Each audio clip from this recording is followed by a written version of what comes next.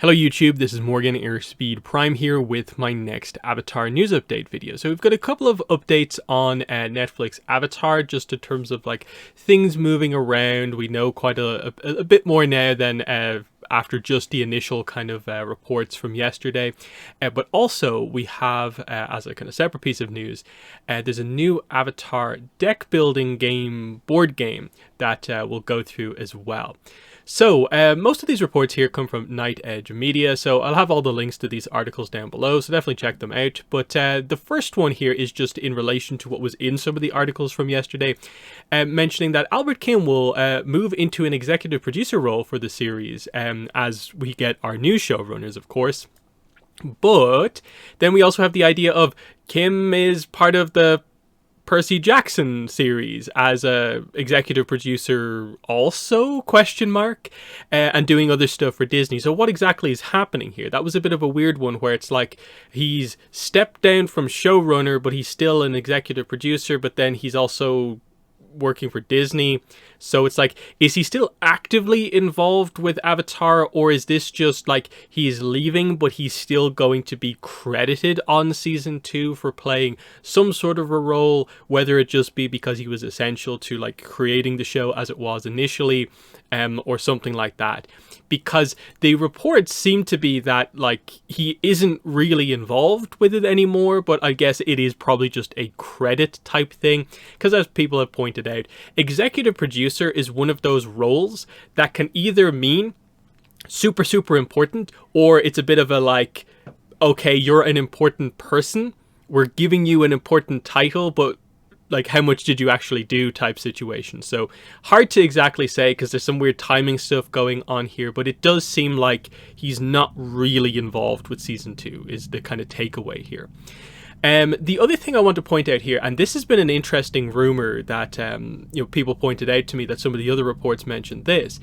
We have this statement: "We have also been notified that Netflix may give each subsequent season a lower episode count to increase the number of views each season receives. However, this is also not set in stone just yet." So to make this super clear, this is not confirmed that the season is going to have less episodes.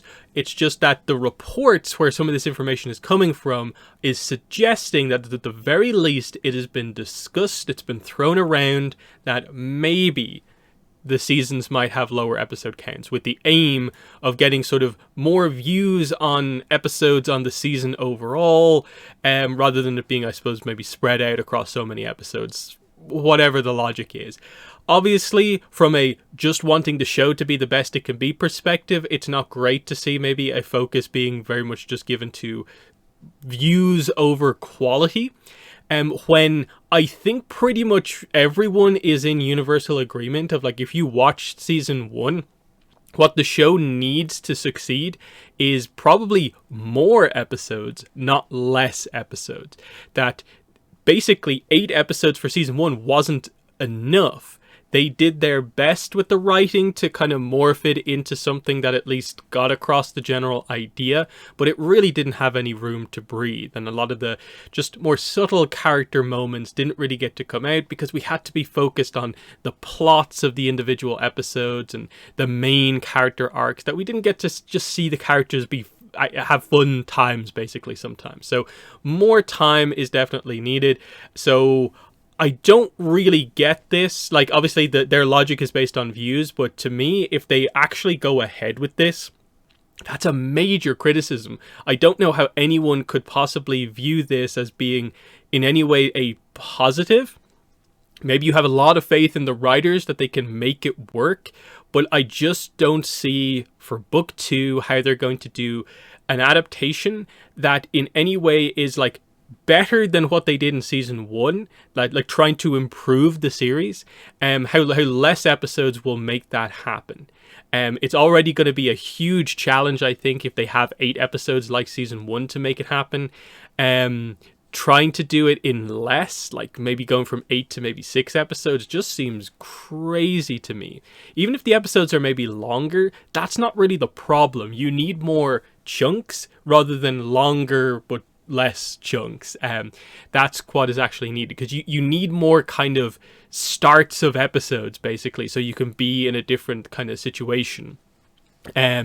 Especially because, of course, season 2 has the opening group of episodes where like we're a bit all over the place, and it's only when we get to the halfway point of the season when things kind of calm down into the more super plot focused build up to Ba Sing Se and then the Ba Sing Se arc itself. So I hope this is just like a rumor that maybe really early on they're considering lower episodes, but really they should be considering keep it to 8 or give them more episodes, certainly. Because, interestingly, also another Night Edge Media report about One Piece on Netflix, they seem to be getting a higher episode count for season 2. They also had 8 episodes for the first season, but they're going to get more potentially going forward. So that's a bit of an interesting one if that turns out to be the case. And to me, these shows are kind of doing very similar things overall. They were kind of neck and neck in terms of views and just how well, in a way, they're doing. I think One Piece is maybe considered to be the overall stronger season 1, but Avatar did slightly better on views. So you'd hope that they follow suit in kind of both regards, that, hey, you know, you've only got 2 more seasons of Avatar, give them the episodes that they need, whereas One Piece likely is going to need a bunch more seasons if they're hoping to cover the full extent of that show.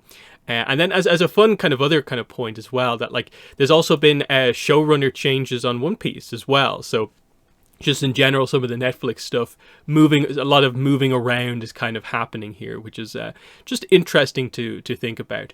And then a report from just today is that we now know, I think, all of the writers for season 2. So this is just a recap of who the writers were on the first season of the show, but now we seem to know that the season 2 writing team is some of the original writers, of course, but then new writers have also joined, including Helen Shang, Teresa Huang, Phineas Kiyomura, Ashley Archer, and Abby Scortino. So that's going to be the writing team for season 2. There's definitely, as you can see, been some switches up, but hopefully the idea would be that this is effectively your season 2 and 3 writing team, and they can really come together and make the rest of the series something a little bit stronger. But the writers, the writing is definitely what probably comes through the clearest in in season 1 as being like, okay, this is maybe where some of the issues come in.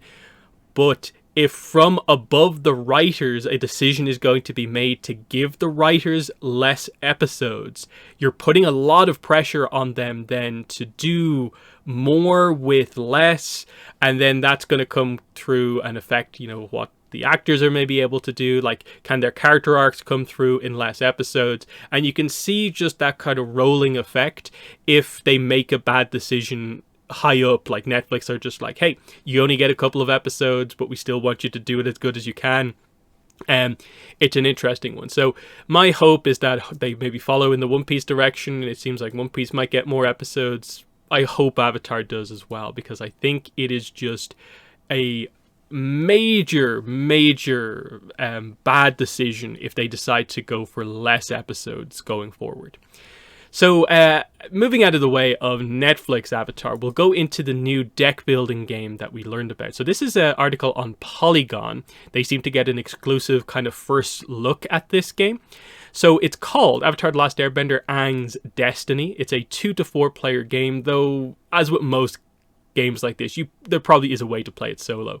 Here is the kind of box cover art, but they have a clearer image down further. So it's basically a bit of an interview with the designer, Pat Marino. It is an attempt in a game to once again tell the full story of Aang. It does seem to be ATLA specific. It's not Avatar and Korra, and it's not full Avatar Legends multi-generation. It's just ATLA. Because it's merchandise, I guess the licensing stuff comes into play once again. So they're just emphasizing it's story-based. There's not a lot of detail really given here about what exactly the mechanics are, but I'll get into some of that stuff in just a second. Polygon got an early look at a few cards featuring custom art in the Avatar style, and got to pepper Marino with questions about what they can expect from it. So, um, it's a deck building game. So you begin with a small basic deck, and then you, of course, gain cards to add to your deck to allow different customization and skill options, I suppose. Here are the first two cards that you can see here. So here is, I guess, the Aang character card, because notably you can see there's no real stats on it, no numbers. It's just Aang, Airbender, and Waterbender. So very interesting that is Book 1 Aang, and not like, say, Book 3 Aang, who also has Earthbending and Firebending. So that's a bit of an interesting one. Here's, I guess, an enemy card, which is Zhao. He clearly has 5 health. His effect seems to take a health off the active hero. And then if you defeat him, I guess, all of your heroes get an extra health, which is interesting. What makes this different is that there are 7 boxes of unlockable content. The first box starts the story, introduces players to the core mechanisms. Each time the players win the game, they can unlock the next box, adding new rules and additional content. This allows the story to unfold while also gradually leveling players up from an introductory deck to a fairly complex strategy game by the time they reach box 7. So that is a really kind of cool mechanic to have, of like you can play it pretty early on, basic, but then you gradually level up, adding in complexity. And I'm guessing once you're familiar with the game, you maybe just play with, I guess, box 7 or all of the boxes open, depending on how exactly it works. So it's kind of a cooperative deck builder, which is interesting to see how exactly that works. They tried to add in the evolution of the characters into this game. I don't like this as an answer to an interview question introducing a game, that like I don't want to spoil too much, for a couple of reasons. One is that, one, if it's a new game you're trying to talk about, why would you not like talk about one of the main mechanics of the game? Two, we basically know this is based on a kind of game system that this company, the OP Games, have used for other franchises. So it's not super clear that this is something like brand new to Avatar necessarily, so I'm not sure what the whole idea of like holding all of this stuff back, when a lot of people are going to hear about this game from this and probably make their decision right here just based on this initial preview if this seems good or not. And you've missed an opportunity to actually inform people more about what actually is going on. Next card here is Visit the Southern Air Temple. So as you can see here, picture of the Southern Air Temple looks just like pretty standard screenshot from the show. 2 White Lotus tile. Not sure what that means. Reward Appa gains reward card 1 and Aang gains reward card 2. So interesting, Appa's involved, okay. The art in those boxes is designed by the OP Games Patrick Spaziante, whom Marino calls a master of the Avatar The Last Airbender style. For all the bending ability cards, we drew inspiration from the waterbending scroll and worked closely with the Avatar team to adapt this scroll style to create bending form illustrations for all of the unique moves in the game.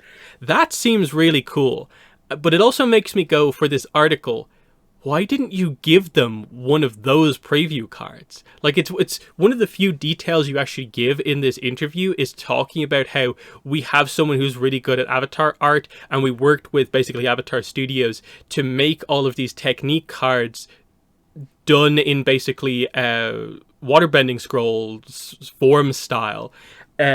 Don't show us them. It's just a bit of a weird choice when they... In the end, like, again, this is a stock piece of art of Aang. This might be a new art of Zhao, but I'm not really sure. This is just a screenshot, obviously. And then the other card that they show is just the item card Blubbered Seal Jerky, which is kind of interesting to see just it separated out on its own. And you can see here what this one seems to do is any one hero 2 health, I guess. And it costs 3, because obviously usually the way these deck building games work is that you do have to kind of buy your cards. Like, you get the opportunity to purchase it or something like that, but you have to make a decision, do you want to add that one to your deck? This, I'm guessing, is meant to be sort of like, it's a generic card. It's not specific to like only a firebender can use it or something like that, so that's kind of interesting. They talk about how the OP Games did the Fire Nation Rising board game, of course, but that this one kind of is more of a larger and more narrative experience. It follows the entire story arc of the series, and so they could do more with characters, setting, and emphasizing the bending. So yeah, hundreds of cards here, most of which are unique, so there's not that many duplicates, I guess, is the idea there. Lots of opportunity to include fan favorite moments and characters, big battles, cabbage cards, secret tunnel, Chong. There's something for every fan in the box. It's set to release in the fall of the year, and you can check out the full art of the box below. I think that's a cool looking box. I kind of like that it's more graphical. I like that the colors are kind of quite simple. It's black and white with a bit of blue. Even the kind of blue eyes, which is not super accurate, I think just kind of stands out a little bit, and it's kind of interesting. Especially if there's maybe a bit of like an effect on the box and it's like a really high quality kind of like paper kind of cardboard used. Could look actually quite nice. So like in general, the idea of this I think seems quite interesting. I wish they would show a couple more cards to give a sense of things. Like especially if you're going to highlight like, you know, an artist like this, it's like, come on, show us one of those cards, don't just tell us about it. And only showing off 4 as one of the first times you're talking about it is a little bit weird. As for what I was saying earlier on about how this is basically a Avatar version of a typical style of game that they have, if you go to their website, they have this as a main example. So Harry Potter Hogwarts Battle, a cooperative deck building game. Where have we heard that before? The Avatar one, of course, is going to be an Avatar cooperative deck building game, of course. 2 to 4 players. And if you look through some of the cards, you can see it does look kind of similar on some of them. You can see like you gain hearts and stuff like that. And some of the characters here have like health on them. You can see there is the cost aspect to them. You can see there's item cards and stuff like that. As you go forward here, yeah, you can see here, like there's a Draco Malfoy card. You can see 6 health here and stuff like that. I think the idea is that the game is probably going to be fairly similar to this Harry Potter game, just done with Avatar. Maybe some slight changes, adjustments to make it sort of unique for Avatar. But from what I could see online, this game is considered to be pretty good. I think on the board game websites, it has like a 7.5 out of 10 as like a game score.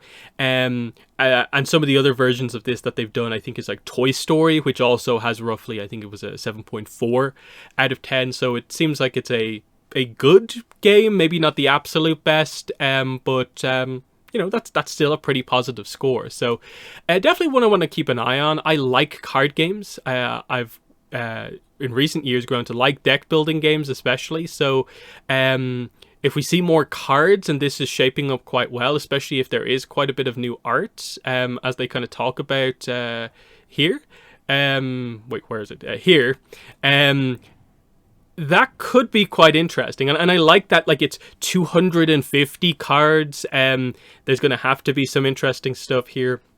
Sure, I wish it was like all the franchise rather than just ATLA, but I do think it seems, you know, pretty interesting overall. So yeah, that's basically where I'm going to end the video. So in the comments, let me know what your thoughts are on some of the Netflix Avatar news here.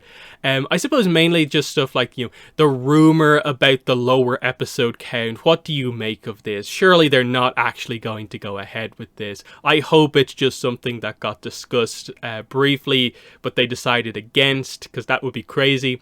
And then I suppose the main thing is we have our writers for season 2. Are you familiar with any of these writers, and what do you make of that? I'm not really familiar with them, so and anyway, even if I was, I'm still, my inclination is always to just wait until we actually see the episodes to properly judge. I find it very difficult to kind of judge just based off these creatives are involved, therefore that means it's going to be good or bad. I find it very hard to make those judgments, but let me know what your thoughts are on the Netflix stuff, and then especially the new game here, Aang's Destiny. what do you make of this? Have you played any of the previous games that are in the same kind of system as this? But what are your thoughts there? But that's been the video. Thanks for watching, and bye.